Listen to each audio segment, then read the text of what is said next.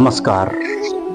हर सुबह सूरज की पहली किरण हमें ये सिखाती है कि अंधेरा चाहे कितना भी घना क्यों ना हो, उजाला हो ही जाता है। तो जीवन में चाहे कितनी भी परेशानियां क्यों ना हो, उन परेशानियों के बाद उजाला हो ही जाता है और हमें उम्मीद नहीं छोड़नी चाहिए, चाहे कोई भी लक्ष्य हासिल करना हो। तो साथियों, मैं कुलदीप नेगी अपने YouTube चैनल हिमवंत स्टडी पॉइंट में आप सभी लोगों का, जैसे कि आपको पता है, मैं अपने इस YouTube चैनल में आगामी जो आपकी महत्वपूर्ण परीक्षाएं हैं, जैसे पुलिस भर्ती की परीक्षा, फॉरेस्ट गार्ड की परीक्षा, सींचपाल की परीक्षा या अन्य कोई भी परीक्षा, यूके की परीक्षाएं हो गई या यूके ट्रिपल एस की कोई भी परीक्षा हो गई, उसके हिसाब से हमारी तैयारी लगातार आगे बढ़ रही है। और इससे पहले की हमारी क्लासें भी हो चुकी हैं और इसी क्रम में, इसी श्रृंखला में आज मैं आप लोगों के सामने एक नई क्लास को लेके आया हूं, जिसमें हम पढ़ रहे हैं आधुनिक भारत का इतिहास। आधुनिक भारत के इतिहास के अंतर्गत हमने इससे पहले की क्लास में पढ़ा था कि भारत में जो स्वतंत्रता के दौरान जो आंदोलनों का जो दौर था, कैसा कैसा वो दौर आगे बढ़ता है और कैसे 1857 की जब महान क्रांति हो जाती है तो अंग्रेजी सरकार की जो जड़ें होती हैं वो हिल जाती हैं। और उसके बाद जो आंदोलनों का दौर होता है, उसमें से महत्वपूर्ण आंदोलनों के क्रम में भारतीय राष्ट्रीय कांग्रेस की स्थापना होती है। फिर उसमें वो आंदोलनों को लगातार स्वतंत्रता प्राप्ति तक भारतीय राष्ट्रीय कांग्रेस अपने में सक्रिय रहती है। और इन आंदोलनों में सबसे महत्वपूर्ण भूमिका जो आती है, महात्मा गांधी की आती है।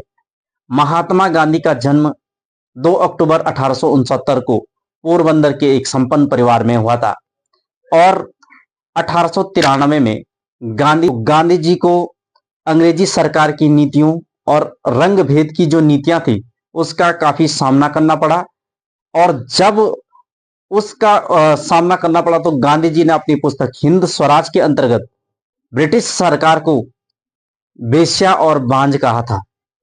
तो गांधी जी जब अफ्रीका में अंग्रेजों की नीतियों से दुखी हो जाते हैं तो अपने देश में आकर के यहां पर आंदोलन करते हैं और भारत को आजाद दिलाने में महात्मा गांधी जी की एक महत्वपूर्ण भूमिका होती है। तो गांधी जी के बारे में हम आज की क्लास में जानेंगे कि उन्होंने भारत में आजादी के लिए कौन कौन से महत्वपूर्ण प्रयास किए, और उसी कड़ी में हम आगे समझेंगे कि हमारे देश में जो आजादी का ये आंदोलन, आजादी के जो ये आंदोलन चले हैं, कौन कौन से आंदोलन चले हैं, कौन कौन से महत्वपूर्ण आंदोलन चले हैं, उन सभी आंदोलनों पर आज की क्लास में हम चर्चा करते हैं। तो साथियों, आप मेरे साथ देखेंगे। तो साथियों, हम यहां पर पढ़ रहे हैं राष्ट्रीय आंदोलन का अंतिम चरण। जो हमारा टॉपिक है राष्ट्रीय आंदोलन का अंतिम चरण। इससे पहले भी हमने राष्ट्रीय आंदोलनों पर चर्चा की थी, कैसे बंगाल का विभाजन होता है और गरम दल, नरम दल, भारतीय राष्ट्रीय कांग्रेस के बारे में हम पहले की क्लास में पढ़ चुके हैं। तो गांधीवादी चरण, इसको तीसरा चरण भी कहते हैं, गांधीवादी चरण, तृतीय चरण भी कहा जाता है। गांधीवादी चरण की बात करें 1919 से और 1947 तक गांधीवादी चरण रहता है। हालांकि गांधी जी की जो एंट्री है भारत में 9 जनवरी 1915 को हो जाती है। इसके बाद गांधी जी हमारे देश का, पूरे देश का भ्रमण करते हैं और उस भ्रमण के बाद गांधी जी अपने आंदोलनों को आगे बढ़ाते हैं। तो गांधी जी का जो टाइम था, इसको तृतीय चरण या गांधी युग भी कहा जाता है। तृतीय चरण या गांधी युग भी कहा जाता है। साथियों, मैं गांधी जी के बारे में आपको बताना चाहता हूं कि गांधी जी के बारे में प्रसिद्ध वैज्ञानिक अल्बर्ट आइंस्टीन ने कहा था कि धरती पर शायद ही कभी ऐसा हार्ड मानव कभी पैदा हो कि जो इतने बड़े आंदोलनों को लीड कर सके और इतने बड़े देश को लीड कर सके।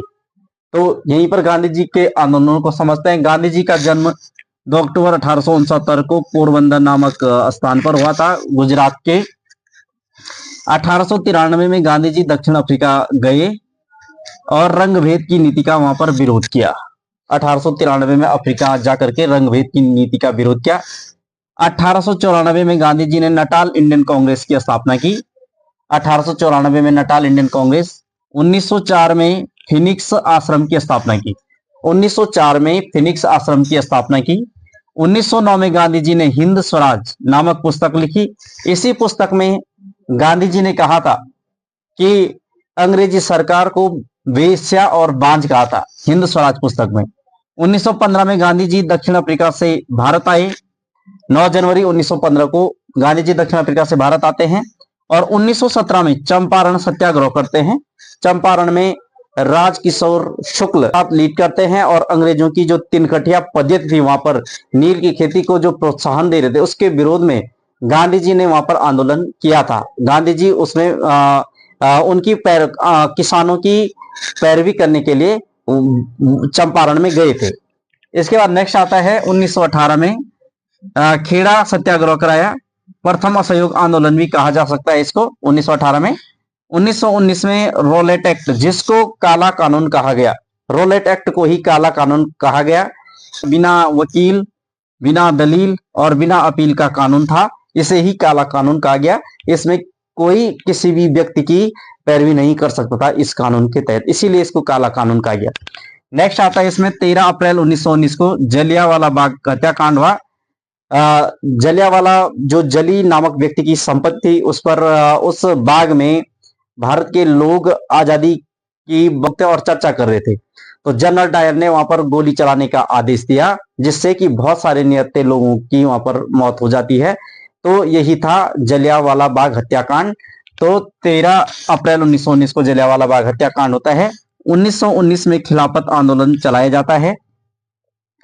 इसके बाद 1920 में असहयोग आंदोलन चलाया जाता है। फिर 5 फरवरी 1922 को चौरा चौरी कांड होता है, उत्तर प्रदेश का चौरा चौरी कांड होता है। इसमें गांधी जी स्वतंत्रता पूर्वक आंदोलन कर रहे थे, तभी निहत्थी भीड़ पर गोलियां चलाई जाती हैं और इसमें भीड़ उग्र हो जाती है।